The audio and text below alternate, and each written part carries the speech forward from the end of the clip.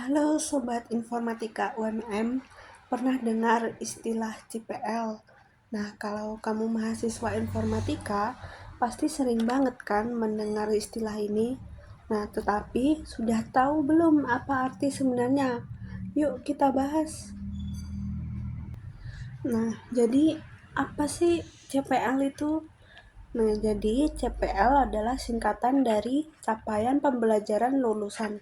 Sederhananya, ini adalah kumpulan kompetensi yang harus kamu kuasai selama kuliah dan jadi bekal utama sebelum kamu terjun ke dunia kerja. Di program studi informatika UMM ada 8 utama CPL, yaitu yang pertama, menginternalisasi nilai-nilai Pancasila dan Islam dalam kehidupan pribadi dan sosial, menunjukkan sikap profesional dalam bidang informatika dengan semangat kewirausahaan.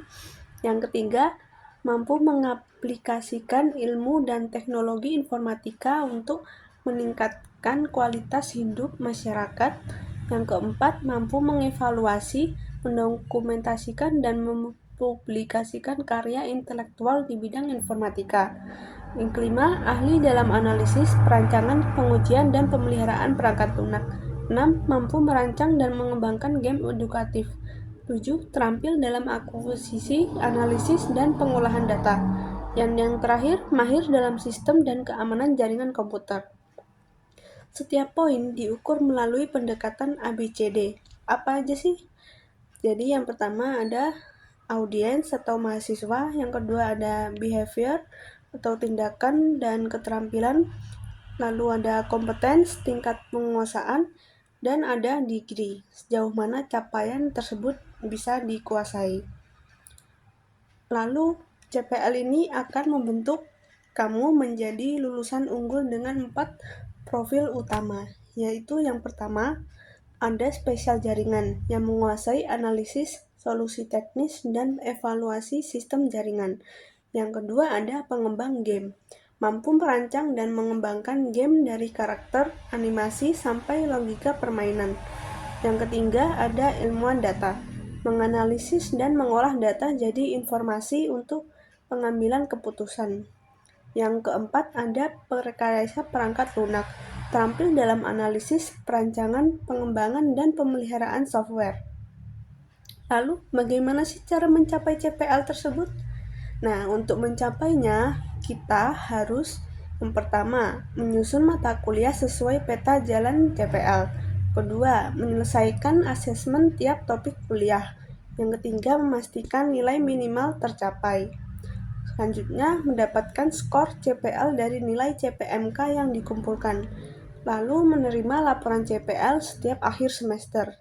Nah, tenang, kita tidak akan dibiarkan untuk sendiri mencapai tersebut.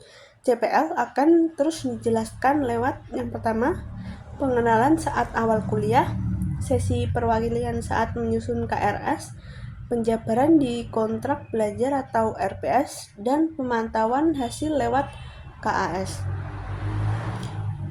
Nah, CPL ini nggak sembarangan dibuat loh. Prosesnya terdiri dari yang pertama, analisis struktur studi. Dosen menganalisis kebutuhan dunia kerja terkini. Yang kedua, perumusan CPL disusun berdasarkan SND Dikti, KKNI, Aptikom, dan perkembangan ilmu informatika. Yang ketiga, penentuan indikator CPL.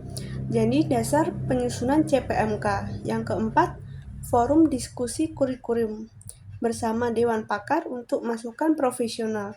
Yang kelima, pengesahan dilakukan dalam rapat resmi.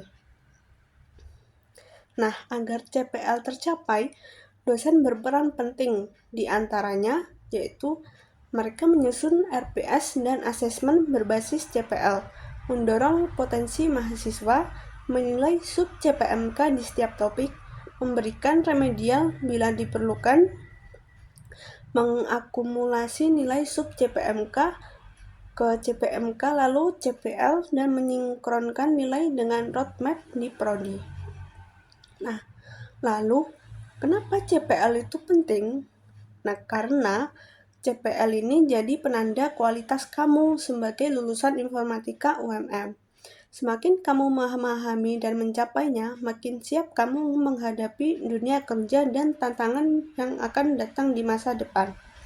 Ingat, setiap nilai bukan sekedar angka, tapi cerminan dari kemampuan kamu. Yuk, bangun strategi belajar yang tepat agar CPL kamu tuntas dan terukur. Bersama kita wujudkan lulusan informatika yang unggul, tuntas, dan siap bersaing. Sekian dari saya. Dadah.